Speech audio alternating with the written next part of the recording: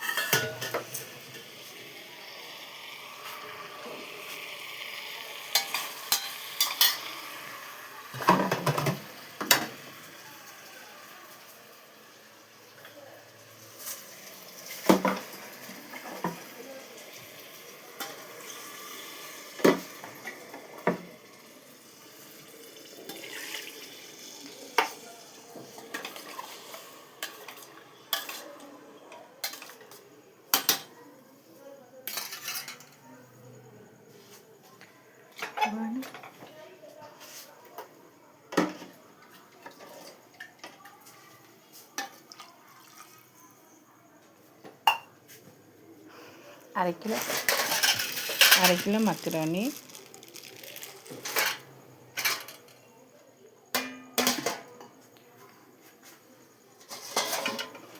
வந்து நல்லா கொதிச்ச உடனே தான் விசில் போடணும். ஏன்னா எப்பயும் வந்து நம்ம மூடி வந்து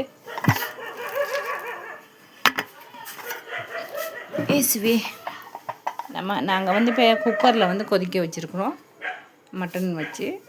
ஓகே, அப்போ நாங்கள் வந்து இது மூடி, அதாவது குக்கர் மூடியை வந்து அதில் மூடுறதுக்கு, குக்கரோட ஜாயிண்ட் பண்ணி மூடுறதுக்கு முதல்ல குக்கரை வந்து செக் பண்ணணும். மூடியை வந்து செக் பண்ணிவிட்டு, இதை நாங்கள் குக்கருக்கு மேலே மூடுறதுக்கு முதல்ல இந்த விசிலை வந்து ஃபிட்டாக இருக்கான்னு பார்த்துக்கணும். ஓகே, இதை வந்து கலட்டிட்டு இதை வந்து நாங்கள் வைக்கணும். விசில் அங்கே வந்து குக்கரில் வந்து அந்த வைக்கிற எந்த மசாலா போட்டு மீனோ இல்லை கறியோ நம்ம வைக்கிறோம், அது வந்து நல்லா கொதித்து வரும்போது இந்த மூடியை நம்ம அதில் ஃபிட் பண்ணுறோம். ஃபிட் பண்ணும்போது அங்கேருந்து மேலேருந்து எந்த ஒரு அடைப்பும் இல்லாமல் இதால் வந்து காற்று, ஆவி நல்லா ஆவி வந்தால் ஓகே, இதுக்குள்ளே அடைப்பு இல்லைன்னு அர்த்தம். இல்லை, நமக்கு இதில் ஆவி வரலன்னா அடைப்பு இருக்குன்னு அர்த்தம். அதை நம்ம க்ளீன் பண்ணணும். அதுக்கப்புறம் தான் நம்ம இதை வந்து மூடியில் மூடணும். ஓகே, இதுக்குள்ளே அடைப்பு இருக்கும்போது நம்ம அதை கவனிக்காமல் அதை ஃபிட் பண்ணிவிட்டு இதையும் நம்ம போட்டோம்னா அங்கே அடைப்பு இருக்கும்போது இதெல்லாம் அப்படி வடித்து மேலே வரைக்கும் போய் அடிக்குது. மேலே வரைக்கும் போய் அடித்து குக்கர் ஒரு பக்கம் போய் விழுது, மூடி ஒரு பக்கமாக கலண்டு விழுது. மக்களுக்கு வந்து பாதிப்பு உண்டாக்குது, நமக்கு சமைச்சு கொண்டிருக்க பெண்களுக்கு பாதிப்பை உண்டாக்குது. அதனால் நாங்கள் வந்து எப்பயுமே இதை மூடியை வந்து நாங்கள் சோதித்து பார்க்கணும்.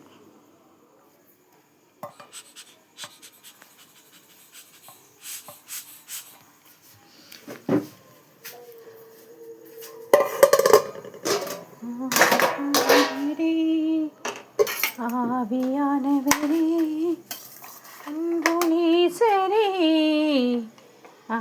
கண்டு நடத்துமையா, உந்தன் பாதையில் நடந்திட செய்யும் உம்பலிகள் கற்றுத்தாரும், உந்தன் வார்த்தையில் வெளிச்சத்திலே தினம் தினம் நடத்துமையா.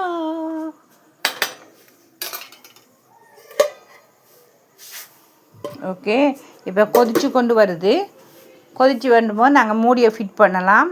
ஃபிட் பண்ணிவிட்டு இதில் ஆவி வரும்போது விசிலை போட்டலாம். ஓகேயா?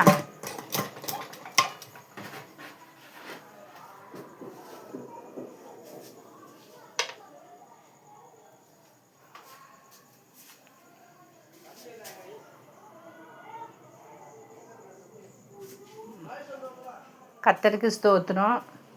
நம்ம எந்த தருணங்களையும் நம்மளோட நம்பிக்கையை வந்து இழந்துடக்கூடாது.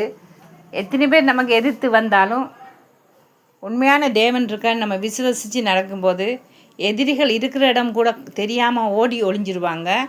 ஏன்னா நம்மளோட எதிர்த்து வரவங்க நம்ம தேடி அவங்கள கண்டடைய முடியாதுன்னு பைபிள் வசனத்தில் இருக்குது. நம்ம வாழ்க்கையில் வந்து நம்மளோட நல்ல ஐக்கியத்தை விட அதிகமாக எதிர்த்து நிற்கிறவங்க அதிகமாக இருப்பாங்க. ஏன்னா நம்மளுடைய நல்லா வர்றது பிடிக்காது ஒரு சிலவங்களுக்கு. நம்ம எப்படினாலும் நம்ம ரொம்ப கஷ்டப்படணும் அப்படின்னு நினைப்பாங்க. இப்படியெல்லாம் மனிதர்கள் இருக்கிறாங்க. நான் மட்டும் நல்லா இருக்கணும், என் பிள்ளைகள் நல்லா இருக்கணும், என் பேர பிள்ளைகள் நல்லா இருக்கணும், அடுத்தவன் எப்படி போனாலும் பரவாயில்ல, அவன் நாசமாக போன்னு நினைக்கிறாங்க பாருங்கள். அப்படியான நேரங்களில் நம்ம கடவுளை கைவிடாமல் தினமும் நம்ம ஆசீர்வாதமான ஒரு நல்ல பாடல்கள் பாடி ஜெபம் பண்ணும்போது கர்த்தர் அத்தனை தடைகளை இயேசு கிறிஸ்துவின் நாமத்தில் உடைத்து நம்மளுக்கு மேன்மையாக வைப்பார். அடுத்தவங்க கை நீட்டி கடன் வாங்காமல் நம்ம நடத்துவார். இது தேவனால் முடியுமென்று நான் சொல்கிறேன். என்னை போல் எத்தனையோ பெண்கள் தைரியமாக இருந்து வாழணும்னு நான் சொல்கிறேன். கர்த்தர் தமது ஜனத்திற்கு சமாதான அருளி அவர்களை ஆசிர்வதிப்பார்.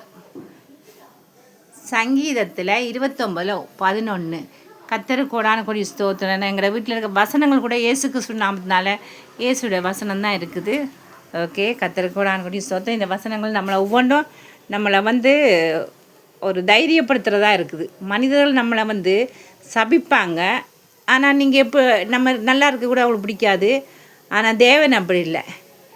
என் தேவன் என்னை கேட்டருளுவார். மிக எப்பயுமே நம்ம தேவன் நம்மளை விசாரித்து கொண்டு இருக்கிற தேவன் தான். ஏன்னா நம்ம தேவன் நோக்கி ஜெபம் பண்ணும்போதும் பைபிள் வசனம் படிக்கும்போது ஒவ்வொரு விண்ணப்பங்கள் செய்யும்போது கர்த்தர் நம்மளோட கூட இருப்பார். அந்த பாருங்கள், இப்போ குக்கரில் வந்து ஆவி வந்து கொண்டு இருக்குது. ஓகே, இதுக்கு பிறகு நம்ம இதை வந்து விசிலை வந்து ஃபிட் பண்ணலாம். ஓகேங்களா?